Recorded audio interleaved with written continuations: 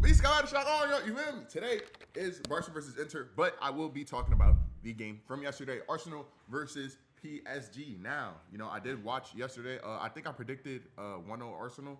I was sadly mistaken. I'm not gonna explain. The game started off interesting. I think Kvaratskhelia on the left side was dominated against Jurriën Timber. He was low-key working him in that first half. Second half, I think Timber did a little bit better. He was able to keep up with him a little bit. But overall, the first goal just I feel like it was a Declan Rice mistake, even though he was the only player who would had a 7.6 rating.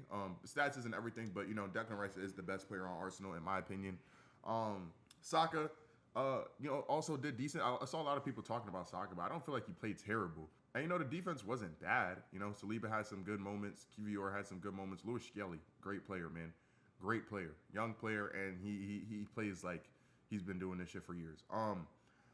But the first goal starts with Dembele, because Dembele plays like a false nine position, kind of like how Messi played in Barcelona. You know what I'm saying? And he starts out with the ball, passes it to Kvaratskhelia. Kvaratskhelia 1v1 with Timber on the left side inside the 18-yard box. And Declan Rice goes to help, which leaves Dembele, kind of free. So Kvaratskhelia just passes it to Dembele. Dembele just slots that shit all the way in the far right side. There was no saving that goal. And that was really where it kind of ended for like crazy attacking chances. There were some chances in the second half that PSG did not put away. And Arsenal also had some chances. There was a chance that Lewis Skelly, he took the ball kind of from the midfield and kind of started bossing around the midfield. I was surprised, Vitinha, Joao Neves, Fabian Ruiz, that's the great midfield trio. They're moving like Barcelona right now, and he was able to get away from them. And then I was honestly like, I thought he was gonna lose the ball when I seen him in that position, but he got it to Martinelli, and Martinelli just couldn't finish. Donnarumma had some great saves. I think he had like five saves. Might have been player of the match. For some reason, Vitinha got player of the match. I feel like he wasn't all that good to me personally. I think Joao Neves has played a lot better to him.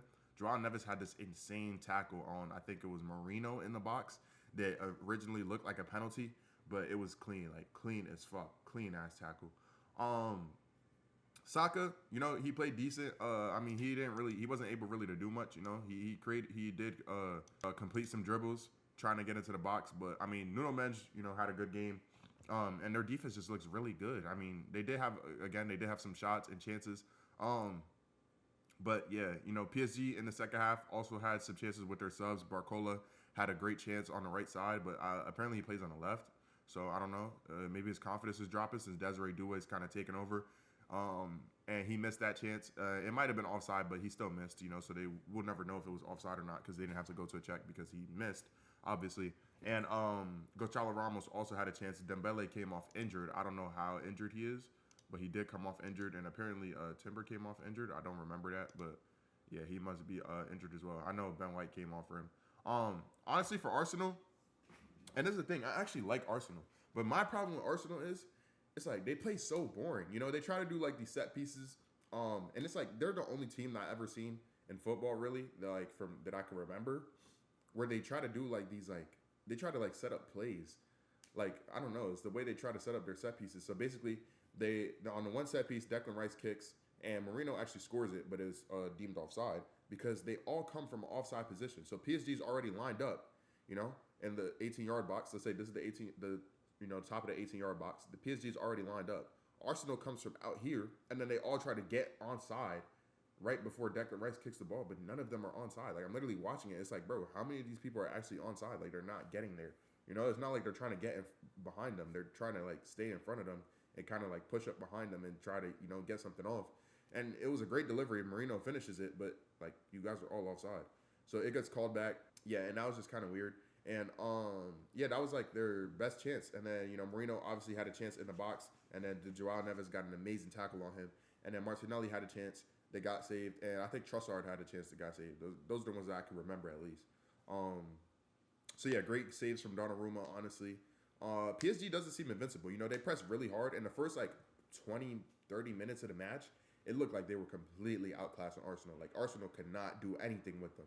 The way they were just on the ball and just just pressing them was just so crazy. I think that's why Desiree Doué starts over Barcola, because Desiree Doué is more of he could play a midfield kind of box to box role, even though he's trying to be a Neymar regen. Like there was this pass that I don't remember who pinged it to him, and he does like the Neymar touch where like Neymar, crosses his leg and like touches it with his foot like behind his other leg. He did like a Neymar touch, and then he tripped, which was like kind of funny. It's like, bro, you gotta chill, gang. You was not an A. You feel what I'm saying? You gotta relax, much. But he was doing his thing out there.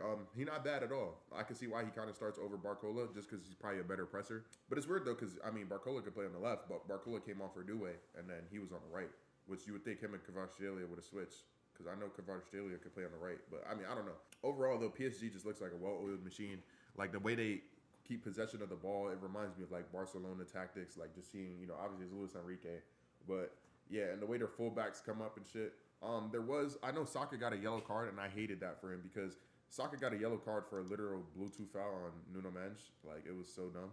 He didn't even foul him. Nuno Mendes was kind of just trying to shield the ball, and then he kind of just threw himself on the floor. Lewis Skelly did that a couple times, but he actually got fouled. But yeah, Nuno Mendes didn't even like really, actually get fouled, and he got a yellow. Jurriën Timber in the first half was just fouling the shit out of Kvara. I ain't gonna lie. Like, he cannot do anything with him. We fouled him like 3 times in a row. I'm surprised he didn't get carded. But yeah, other than that, I think Arsenal, like, the thing about Arsenal is that, like, I was honestly bored during the match. I'm gonna be honest. Like, after watching Barcelona games all year, like, Barcelona's the only team that I actually, like, consistently watch on the TV, and, like, Barcelona and Madrid, like, I actually genuinely pay attention. So, like, every time I've ever watched an Arsenal game in the Champions League or a PSG game, it's kind of like in the background or I have it multicasted and I'm focusing on the Barcelona match. You know what I'm saying? So, like, I never really watched their games, but it's like, bro, this team is so, like, there's just nothing going on. Like, honestly, the person that pisses me off the most, this guy right here, Martin fucking Odegaard. Martin Odegaard. Bro, this guy, and it's crazy because I like Martin Odegaard. That's why I started supporting Arsenal. I like some of their players. I like Saka. I like Martinelli. I like Odegaard. They added Rice to the team. I like Rice. I like Saliba. I like Gabriel. I like their team. But Martin Odegaard might be the biggest scammer in the world, bro. This guy only completed 23 passes out of 26 that he tried. This guy is literally a fraud, genuinely. I genuinely think Martin Odegaard is a fraud. Every time he got the ball, it's like he gets the ball, and he's like, here, Saka, do something. Saka, come. Saka, come. Here, Saka, score. It's like he grabs the ball, he doesn't create anything, and he's supposed to be like the playmaker. He's supposed to be the one that, he plays like the Bruno Fernandes role, so I'm expecting you to do something in the attack. But he's actually probably one of the worst attacking midfielders I've watched recently. Genuinely, like, he's so boring. Like, when he gets the ball, I feel no fear. And the moment I knew that I didn't respect Martin Odegaard anymore was in the Bernabeu, the second leg versus Real Madrid, where they get that penalty, and Martin Odegaard standing over the ball, and he hands it to Saka. Now, is Saka a better penalty taker than him? Yes, but you got to realize, Martin Odegaard, this is your chance to get back. You guys are up 3-0. In the second leg, you're back at the Bernabeu where you grew up, where you was stuck watching Cristiano Ronaldo and Sergio Ramos and Marcelo doing redondos and shit. You didn't get to play. You were sitting there watching Toni Kroos and Luka Modric and Casamigos and motherfucking Isco and motherfucking James Rodriguez and all these players bossing the midfield, and your ass was sitting on the bench doing nothing, bored as shit every day. This is your chance to get back. For all them days they had you, just wasting your time, doing absolutely nothing. And what does he do when the moment comes?